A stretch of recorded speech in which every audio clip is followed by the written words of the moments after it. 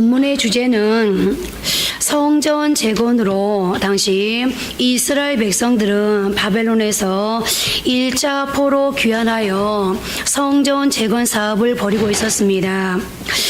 그야말로 이방인의 포로가 되어 예루살렘 성전만을 소망해 오다가 마침내 자신들의 성전을, 그것도 본토 예루살렘에 재건하게 된 것입니다. 그런데 이스라엘 백성들의 성전 재건 사업은 결코 수월하지 못했습니다. 포로 기간 동안 가나안에 정착했던 이방인들의 끊임없는 방해가 있었고, 본래 이스라엘 백성들이었으면서도 바벨론 포로로 끌려가지 않았던 사마리아인들의 방해 또한 집요했습니다. 더구나 팔레스틴과 수리아 지역을 담당하던 바사 제국의 총독들은 사마리아인들의 요청에 따라 성전 재건을 위해 안간힘을 쓰던 이스라엘 백성들을 괴롭히다 못해 시리에 빠지게 했습니다. 그러나 스가랴 선지자가 예언을 선포하던 당시는 무려 15년 동안이나 중단되었던 성전 재건 사역이 재개된 지 약 5개월이 지난 때였고, 학계 선지자가 성전 재건 사역을 독려하며 사역을 마친 지 2개월 정도 지난 때였습니다. 때문에 이스라엘 백성들은 성전 재건축에 대한 열의를 다시 한번 다짐하고 있었습니다. 하지만 이스라엘 백성들의 성전 재건에 대한 열의 못지않게 그들을 두렵게 하고 괴롭히는 건 역시 성전 재건 사역이 언제 다시 중단될 상황에 이를지 모른다는 사실이었습니다. 이러한 때 스가랴 선지자가 숭금등대의 환상을 보았고, 이 숭금등대는 하나님의 성전에 있는 부속물 중에 하나로서 하나님께서는 성전의 중요한 기물 하나를 환상 중에 보여주심으로써 끊임없이 도전받고 방해받는 성전 재건 사업을 반드시 도우시고 기필코 이루시겠다는 확신을 심어주신 것이었습니다. 그리고 우리는 이 성전 재건과 관련된 일련의 환상들을 통해서 하나님의 일하시는 방법과 열정을 발견할 수 있는데요. 오늘 저는 이 스가랴서 말씀을 함께 살펴보면서 이곳으로 이사한 지 1년이 되는 지금 우리 모두가 다시 한번 이 말씀을 붙들고 어떤 어려움과 장애물이 우리 앞에 있다 할지라도 하나님의 교회를 세워가는, 보수할 것이 있다면 보수하고 다시금 채워야 할 것이 있다면 준비해서 성전을 재건하는 하나님의 일꾼들이 되어지기를 바라면서 오늘 말씀을 함께 나누고자 하는 것입니다. 물론 현대를 살고 있는 우리들의 제일 중요한 과제는 성전 재건이 아닐 수도 있습니다. 그러나 주님은 여전히 하나님의 일의 성취를 위하여 우리 각자를 부르고 계시고, 우리를 사용하여 하나님의 교회를 통해 영광 받기를 원한다는 건데요. 중국 내지 선교회를 창설한 허드슨 테일러는 중국 선교를 위해서 부름받은 신참 선교사들에게 선교 오리엔테이션을 늘 하면서 늘 이런 말을 했다고 합니다. 하나님의 일을 하고자 하는 사람은 우선 먼저 하나님의 방법으로 일하는 것을 배워야 합니다. 그리고 여기서 하나님의 방법이라는 말은 세속적인 것과는 차별되는 어떤 영적인 면을 의미합니다. 물론 우리는 세상에서 일하는 방법과 이론도 배울 필요가 있습니다. 그러나 하나님의 일에는 세상의 방법과는 분명하게 다른 그 무엇이 있습니다. 가령 교회 일을 하다 보면 세상 판단으로는 전혀 불가능한 일을 만나게 될 때가 있습니다. 그런데 그 일이 이루어집니다. 이런 경우가 한두 가지가 아닙니다. 저는 목회를 하면서 자주 그런 일을 경험하는데요. 이성적으로 판단하거나 상식적으로 계산해 보면 도무지 안 되는 일인데도 나중에 보면 됩니다. 비록 눈에 보기에 불가능한 일이지만 믿음으로 감당할 때 그것이 마침내 이루어지는 것을 체험하곤 합니다. 반대로 어떤 일은 우리가 합리적인 인간의 판단과 이성적인 기초로 분석해 보면 분명히 되는 일입니다. 어느 면으로 보더라도 안 될 이유가 전혀 없습니다. 그런데 결과를 보면 안 됩니다. 이처럼 하나님의 일에는 영적인 면이 있습니다. 그러므로 우리는 하나님과의 관계에서 우리가 하나님의 방법대로 일하는 것을 배운다는 것은 매우 중요합니다. 이것을 저는 그리스도인의 사역 철학이라고 부르고 싶은데요. 그렇다면 우리는 하나님의 허락하신 사역의 장에서 하나님의 일을 어떻게 감당해야 옳을까요? 우선 먼저 순금등대와 두 감람나무 환상의 내용과 의미를 살펴보도록 하겠습니다. 먼저 오늘 본문 1절 2절을 보십니다. 내게 말하던 천사가 다시 와서 나를 깨우니 마치 자는 사람이 잠에서 깨어난 것 같더라. 그가 내게 묻되 내가 무엇을 보느냐? 내가 대답하되 내가 보니 순금 등잔대가 있는데 그 위에는 기름 그릇이 있고 또 그 기름 그릇 위에 7 등잔이 있으며 그 기름 그릇 위에 있는 등잔을 위해서 7 관이 있고. 여기 1절, 2절에 기록된 이 환상은 스가랴가 보았던 환상 중에 5번째 환상으로서 그는 순금 등잔대를 보았습니다. 그리고 스가랴가 본 이 순금 등잔대는 그야말로 금으로 되어 있었고 그 순금 등잔대 꼭대기에는 그릇이 있다고 했는데 그것은 기름을 붓는 곳으로서 그것을 통해 7 등잔으로 기름이 공급됩니다. 또 등잔 꼭대기 등잔에는 7 관이 있다고 했습니다.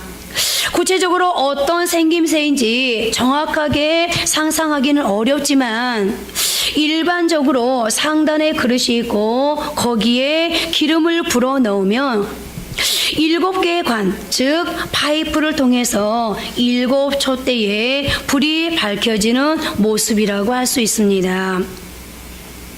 또 스가랴는 순금 등잔대 외에 다른 것을 보았습니다. 오늘 본문 3절입니다.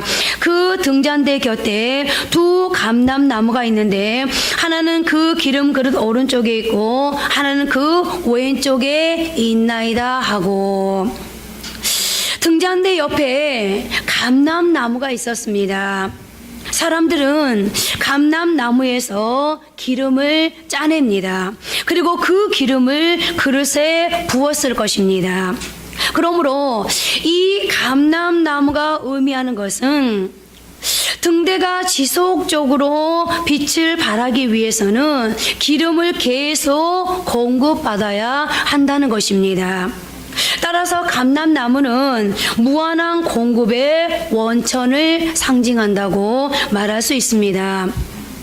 그럼 이제 순금 등잔대와 감람나무 환상의 초점은 무엇이겠습니까?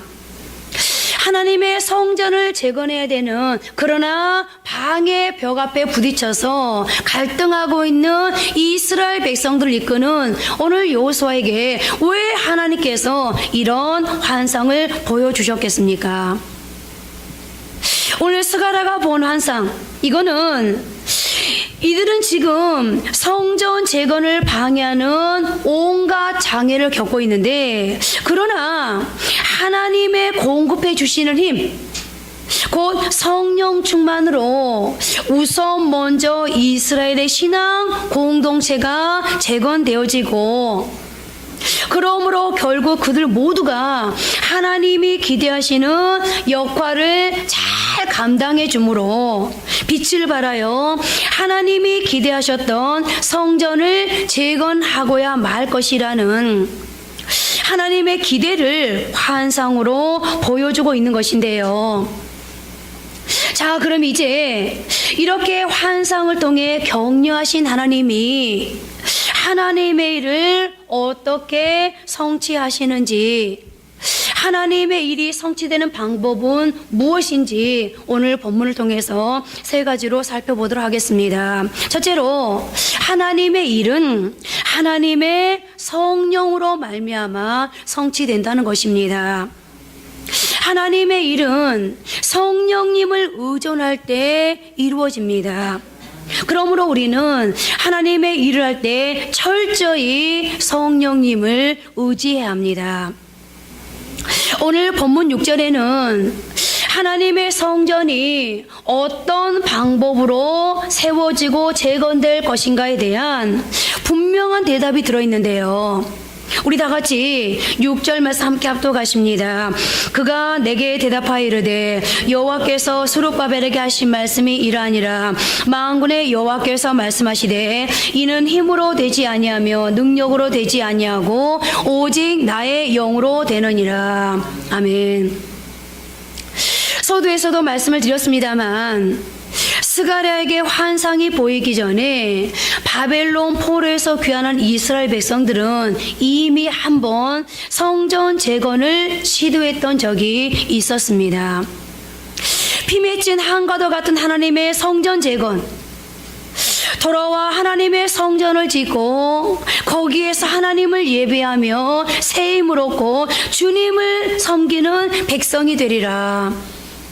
마치 우리가 교회만 이사하게 해주면 그곳에서 마음껏 하나님을 찬양하고 기도하며 영광을 돌리리라라고 소원했던 것처럼 흩어졌던 이스라엘 백성들 마음속에 한처럼 사무친 그들의 염원이 바로 성전 재건이었습니다. 그렇지만 돌아오자마자 시도했던 성전 재건은 뜻대로 되지 않았습니다. 에스라 3장 4장에 그 배경이 너무나 잘 나와 있는데요. 에스라 3장 8절입니다.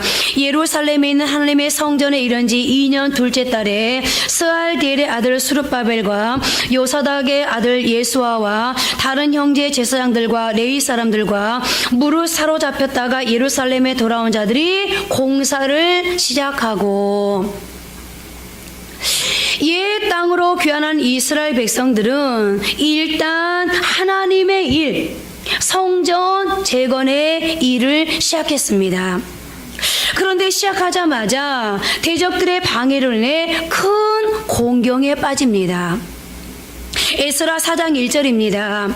사로잡혔던 자들의 자손이 이스라엘 하나님 여호와의 성전을 건축한다 함을 유다와 베냐민의 대적이 듣고, 계속되는 4장 4절입니다.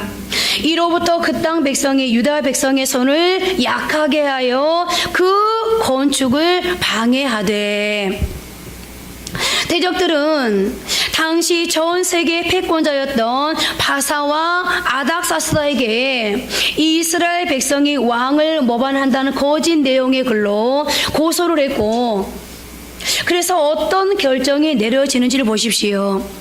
에스라 4장 21절입니다.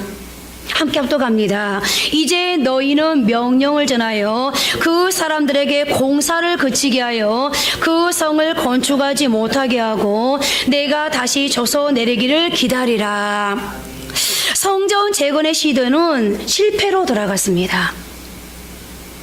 그렇다면 하나님은 왜 이 시점에서 그렇게 사모하고 바라는 성전 재건을 곧바로 이루어지도록 허용하지 않으셨을까요? 왜 하나님은 우리가 그토록 바랐던 부흥을 이렇게 늦추시는 걸까요? 첫째, 하나님의 때가 아직 도래하지 않았기 때문이고, 둘째, 하나님의 방법을 따라 이 사역을 감당할 수 있는 영적 준비가 아직 되어 있지 못했기 때문이고, 셋째, 무엇보다 사람이 아닌 하나님 자신이 이 일을 하셨다는 것을 진정으로 이스라엘 백성이 알아야 했기 때문입니다. 무슨 일을 쉽게 성취하고 나면 사람들은 대개 어떤 생각을 하게 됩니까? 일이 쉽게 술술 잘 풀리면 사람들은 대개 내가 해냈다, 해보니 별거 아니네, 쉽네 라고 말합니다. 반대로 일이 꼬이고 막혀서 잘 안 될 것 같으면 열심히 하나님을 찾고 기도합니다. 그리고 고군분투 끝에 일을 이루고 나면 결론은 이렇습니다. 주님이 도우셨다. 저 역시도 구리에서 금곡으로 이사를 오고 지금까지 교회를 섬겨오면서 하루에도 12번씩 들었던 생각이 있었습니다. 이사는 분명 하나님이 시키셨는데 왜 이렇게 어렵게 하실까? 분명 하나님은 교회의 부흥과 하나님의 영광의 성취를 위해 이사를 허락하셨을 텐데, 그러면 확 쏟아부어 주시면 간단할 텐데, 하나님은 그런 능력을 가지고 계시면서 왜 이렇게 어려움이 계속되어지는 것일까? 그런데 하나님은 저희에게 그럼에도 불구하고 꼭 필요한 것만 주셨습니다. 무엇보다 하나님은 문제 앞에서 겸손하게 기도하게 하셨습니다. 그리고 기다리는 훈련을 하게 하셨습니다. 그러면서 하나님은 잔잔하게 교회를 향한 일을 계속해서 하고 계셨습니다. 이렇듯 하나님은 기도하게 하시고, 그러면 해결하시고, 그래서 또 기도하게 하시고, 그렇습니다. 저절로 되는 것은 없었습니다. 쉽게 인생이 풀려가지 않고 인생의 길에서 종종 장애물을 경험하게 하셨습니다. 역경도 경험하고 힘든 일도 당하며 시련도 겪게 하셨습니다. 그리고 우리는 이런 환난 앞에서 어떻게 했습니까? 기도했습니다. 하나님 도와주십시오. 주님 정말 도와주셔야만 합니다. 하나님 없이는 안 됩니다. 그리고 그렇게 하나님을 의지하고 기도했더니 역경이 극복되고 일은 이루어졌습니다. 이런 체험이 있은 다음 우리는 비로소 이렇게 고백할 수 있었습니다. 하나님이 도와주셨습니다. 이것은 나의 힘으로 된 것이 아닙니다. 내 능력으로 된 것도 아닙니다. 오직 하나님의 신 성령님으로 말미암은 것입니다. 그리고 하나님은 이런 고백을 받아내기 위해서 하나님께서 우리 삶의 장에 어려운 환경을 주신다는 것을 믿어야 합니다. 그리스도인의 일생, 하나님의 백성들의 역사는 나의 힘으로 이루어가는 역사가 아닙니다. 오직 성령님으로만 이루어갈 수 있는 역사입니다. 그러므로 우리는 매일 순간 성령님의 지배하심을 구해야 합니다. 성령님의 도우심을 구해야 합니다. 성령님의 경영하심을 기도해야 합니다. 그리고 우리의 어려운 상황 앞에서뿐 아니라 교회의 재건 사역과 부흥의 도전 앞에서도 마찬가지입니다. 출애굽기 31장 2절부터 4절까지의 말씀을 보십시오. 내가 유다 지파 훌의 손자여 우리의 아들인 부살레를 지명하여 부르고 하나님의 영을 그에게 충만하게 하여 지혜와 총명과 지식과 여러 가지 재주로 정교한 일을 연구하여 금과 은과 노스로 만들게 하며, 하나님께서 부살레를 부르시고 그에게 하나님의 영, 즉 성령을 충만케 하여 성령의 감동으로 모든 재능들을 겸비하여 성막 건축에 손색이 없는 능력을 구비하게 하므로 성막의 건축을 완성하게 하셨습니다. 사사기 3장 10절 말씀입니다. 여호와의 영이 그에게 임하셨으므로 그가 이스라엘의 사사가 되어 나가서 싸울 때에 여호와께서 메소보다미아 왕 구산 리사다임을 그의 손에 넘겨주심에 온넬의 손이 구산 리사다임을 이기니라. 여호와의 영, 성령이 온넬에게 임하니 그가 이스라엘의 지도자로서 구산 리사다임과 싸워 이길 수 있었고, 그러므로 침략으로 인해 8년 동안이나 지팔뼈 노예로 살고 있었던 이스라엘 백성들을 해방시킬 수 있었습니다. 마태복음 10장 1절에 보면 예수님께서 제자들을 짝지어 전도하러 내보내실 때에도 권능, 즉 성령의 능력을 주셔서 내보내셨습니다. 제자들이 전도하는 과정에서 부딪힐 수 있는 온갖 역경과 난관을 극복할 수 있도록 힘과 능력을 부어주셨습니다. 제자들에게 귀신을 쫓아내고 병자를 고치고 약한 자들을 위로하고 세워주는 권능을 갖게 한 뒤 파송하셨습니다. 뿐만 아니라 이런 약속도 주셨습니다. 너희를 넘겨줄 때에 어떻게 또는 무엇을 말할까 염려하지 말라. 그때 너희에게 할 말을 주시리니 말하는 이는 너희가 아니라 너희 속에서 말씀하시느니 곧 너희 아버지의 성령이시니라. 무슨 말입니까? 말하는 것까지도 무슨 말로 전도할지 그것까지도 염려하지 말라고 하십니다. 주님께서 책임지시겠답니다. 하나님이 친히 능력을 공급해 주신다는 것입니다. 이제 여러분, 그렇다면 우리가 하나님의 일꾼으로 하나님의 교회를 재건하고 부흥하여 축복을 흘려보내는 교회가 되게 하려면 나를 주장하는 것이 아니라 어떤 일의 결과 앞에서 끝까지 하나님이 하셨노라고 하나님이 우리에게서 이끌어내고자 하는 그런 고백을 하나님 앞에 올려드리려면 우리는 어떻게 해야 되겠습니까?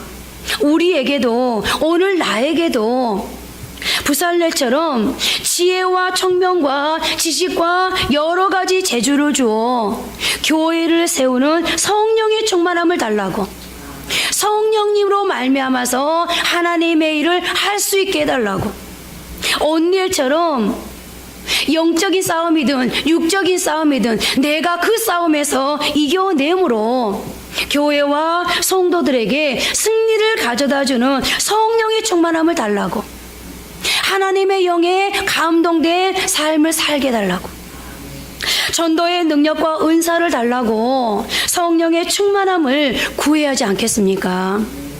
오직 성령님에 의해서 지배되어지는 사람, 성령님에 의해서 일하는 사람, 성령님에 의해서 결과를 맺어가는 사람, 바로 그 사람을 통해서 하나님의 일은 성취되어지고 바로 그 사람을 통해서 하나님의 영광 나타나게 되는데요. 하나님의 일이 성취되는 방법은 하나님의 성령님으로 말미암기에 반드시 구하고 사모하는 자들에게 주시겠다고 주님이 친히 약속하고 있고, 성경은 그런 역사들을, 그런 신뢰들을 우리에게 전해주고 있습니다. 오늘 우리 한생명 비전교회 모든 성도들이 성령으로 충만케 되어 하나님의 큰 일을 감당해내는 부살렐 같은, 온넬 같은, 예수님의 제자들 같은 용사들이 되어지기를 바랍니다. 두 번째로, 하나님의 일은 하나님의 은총으로 말미암아 성취됩니다. 하나님의 은혜 없이 되는 일은 하나도 없습니다. 오늘 본문 7절입니다. 함께 합독하십니다. 그 은사나 내가 무엇이냐? 내가 수르바벨 앞에서 평지가 되리라. 그가 머릿돌을 내어놓을 때 무리가 외치기를 은총 은총이 그에게 있을지어다 하리라 하셨고, 여기 큰 산은 장애물을 뜻합니다. 지금 이스라엘 백성들은 성전을 지어야 하는데 그 앞에 장애물이 너무나 많은 겁니다. 그러나 환상 속에서 이 외침이 들려옵니다. 큰 산아, 내가 무엇이냐? 여러분의 인생 앞에 시련이라는 장애물이 놓여질 때 이 말씀을 기억하십시오. 그리고 크게 큰 산아 무엇이냐라고 외치십시오. 그리고 그 다음 무엇이라고 했습니까?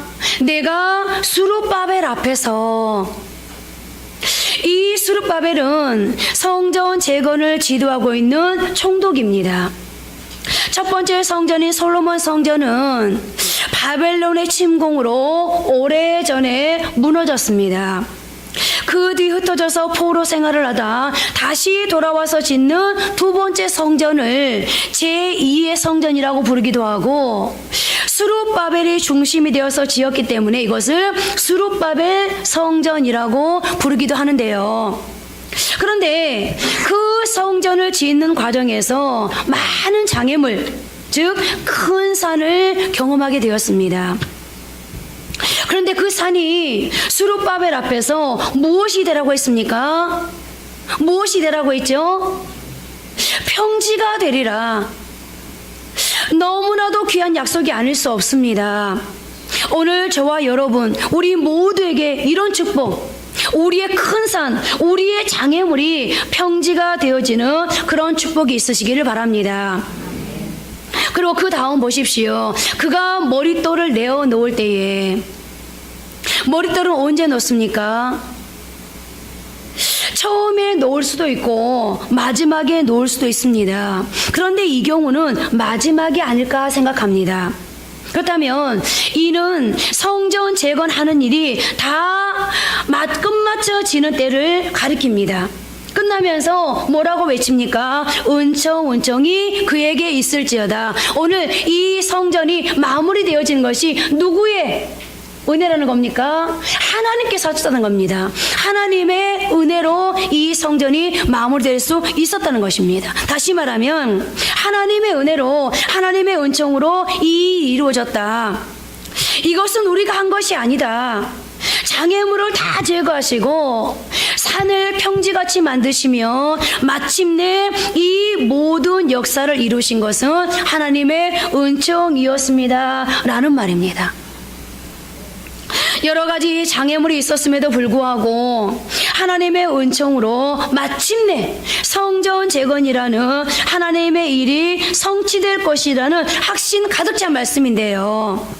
오늘 이 고백이 저와 여러분, 우리의 모두의 고백이 되어지기를 소원합니다. 자, 그렇다면 이스라엘 백성들에게는 그들 앞에 놓여있던 장애물은 어떤 것들이 있었을까요? 우선은 정치적인 장애물이 있었습니다. 바사와 아닥사스다의 반대가 있었습니다. 그리고 그 다음으로는 경제적인 장애물이 있었습니다. 이스라엘 백성들에게는 성전을 지을 만한 여력이 없었습니다. 그들은 경제적으로 상당히 무력했습니다. 그리고 그들에게는 환경적인 장애물이 있었습니다.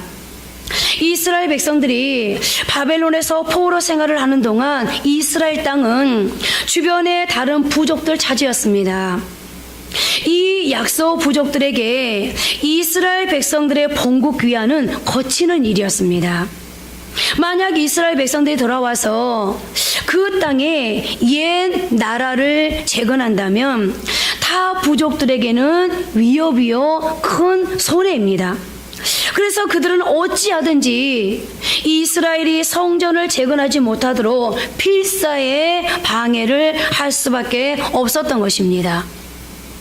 그런데 그럼에도 불구하고 이 여러 가지 장애물, 정치적인 장애, 경제적인 장애, 환경적인 장애에도 불구하고 하나님이 어떻게 하시는지를 보십시오. 오늘 본문 말씀 9절입니다. 함께 합독합니다. 스룹바벨의 손이 이 성전의 기초를 놓았은즉 그의 손이 또한 그 일을 마치리라 하셨나니 만군의 여호와께서 나를 너에게 보내신 줄을 내가 알기라 하셨느니라.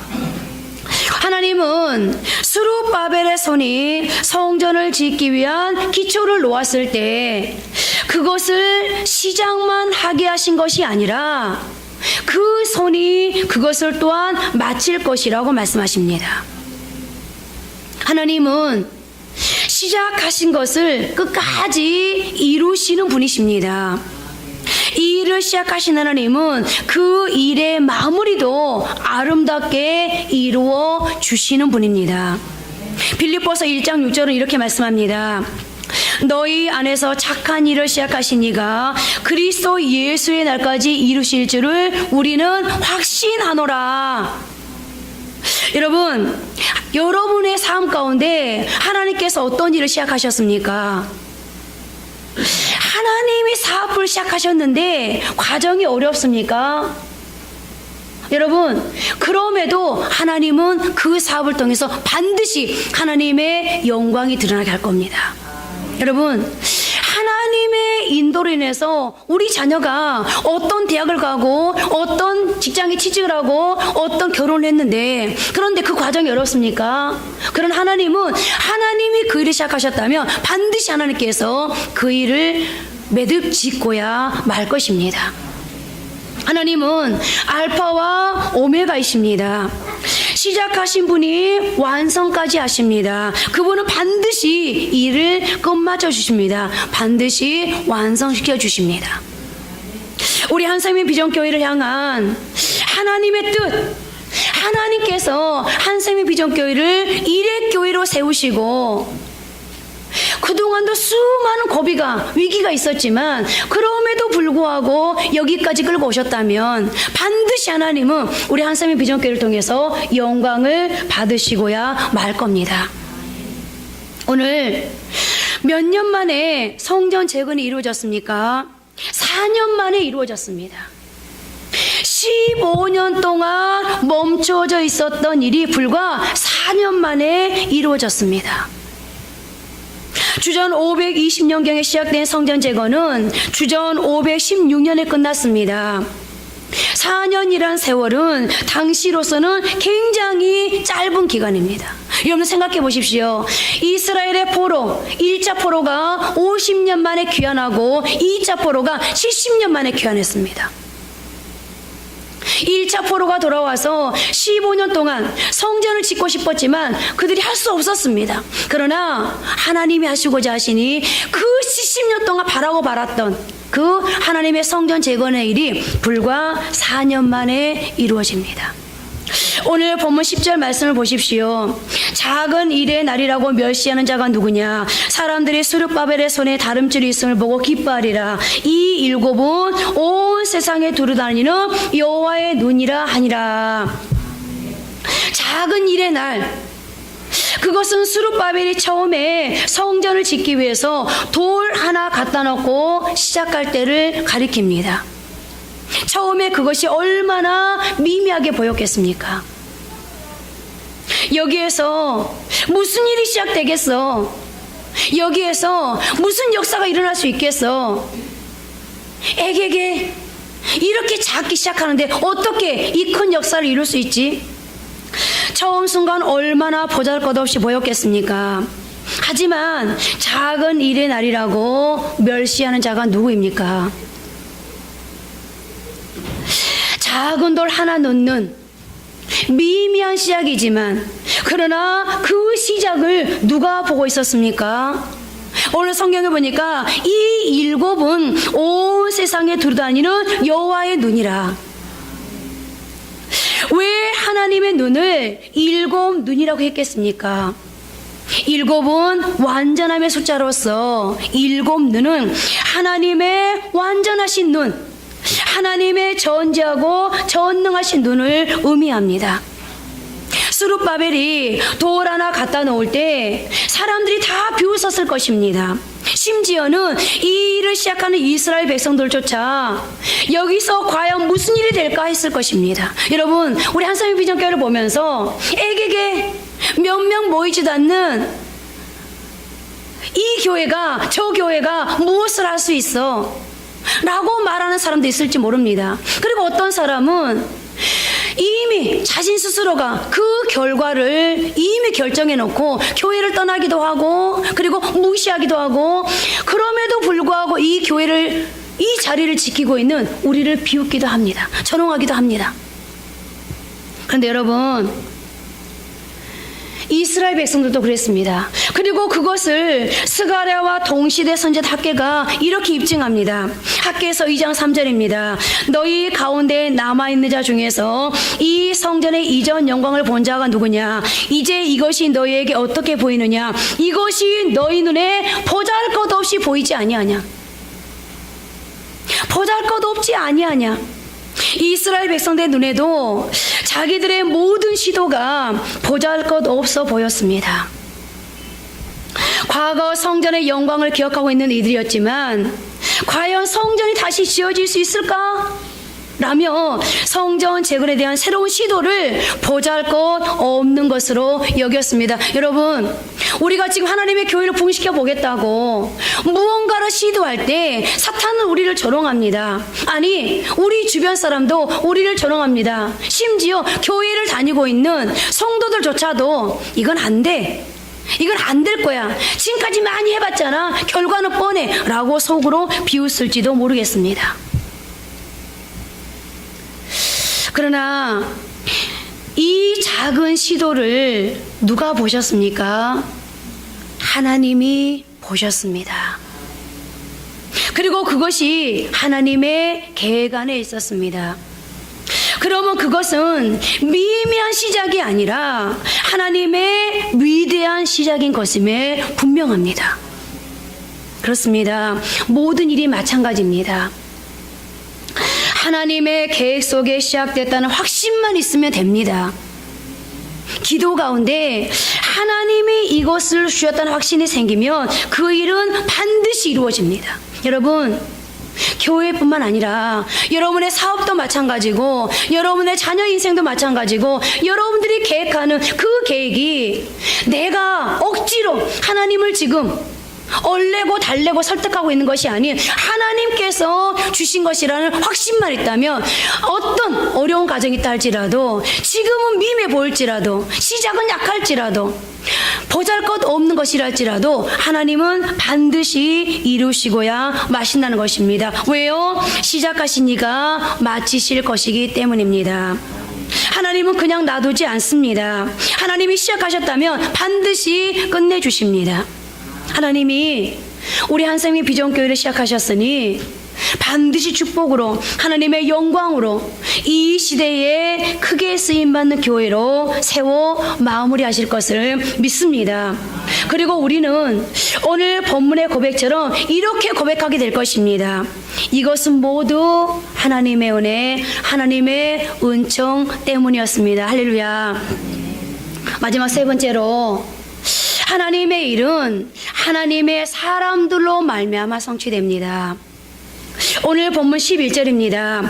내가 그에게 물어 이르되 등잔대 좌우에 두 감람나무는 무슨 뜻이니까 하고, 여기 본문에 등장하는 두 감람나무의 정체는 역사적으로는 성전 재건에 쓰임받게 될 두 명의 지도자를 말하는 것으로서, 한 사람은 스가랴 3장에서 환상의 주인공이었던 대제사장 여호수아로, 여호수아는 당시 종교 지도자였습니다.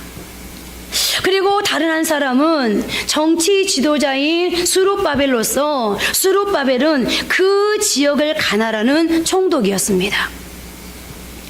외형상 성전 재건은 이 두 사람에 의해서 이루어졌습니다. 다시 말하면 대제사장 여호수아와 총독이었던 스룹바벨, 정치 지도자와 제사장, 이 두 사람의 연합된 힘에 의해서 이루어진 것입니다. 그렇습니다. 하나님은 하나님의 일을 이루는 데 있어서 사람들로 하여금 연합하게 하시고, 그러므로 하나님의 일을 성취하고 완성시켜 가셨습니다.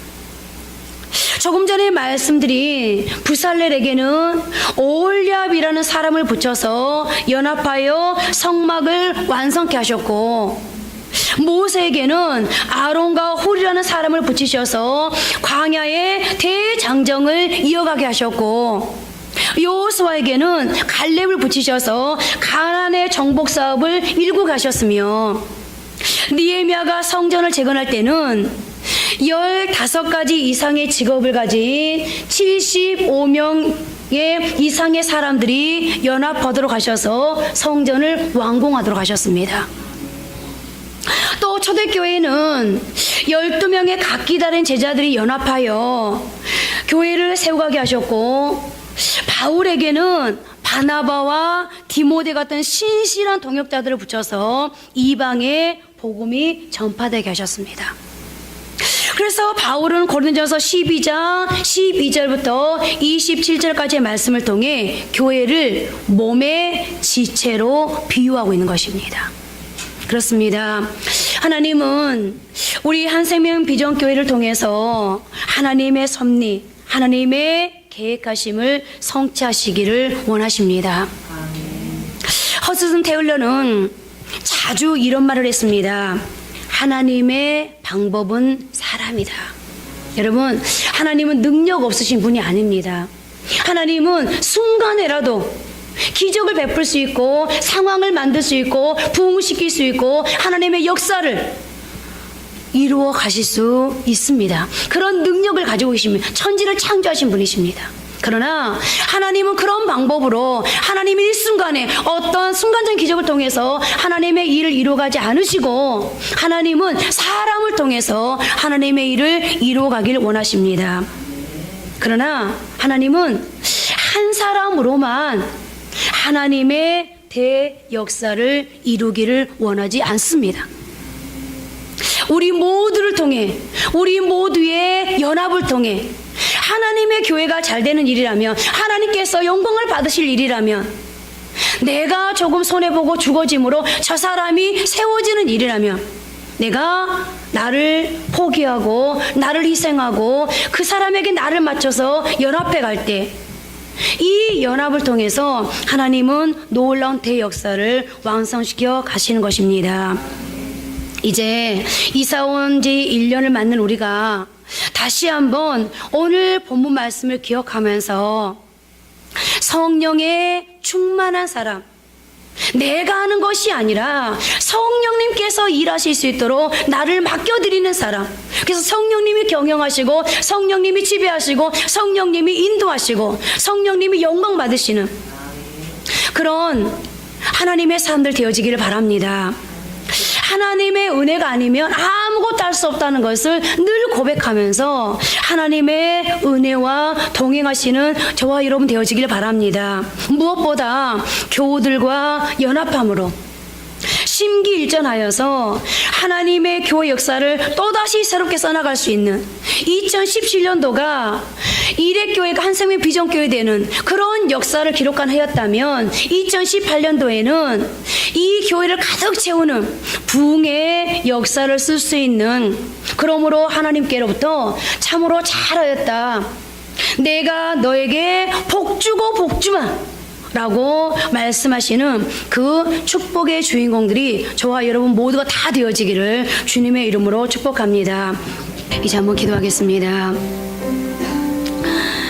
하나님께서 이곳으로 교회를 이전케 하시고, 그동안도 기도하게 하시고, 또 준비케 하셨고, 우리로 하여금 하나님 앞에 이제 인내하면서 기다리게 하셨습니다.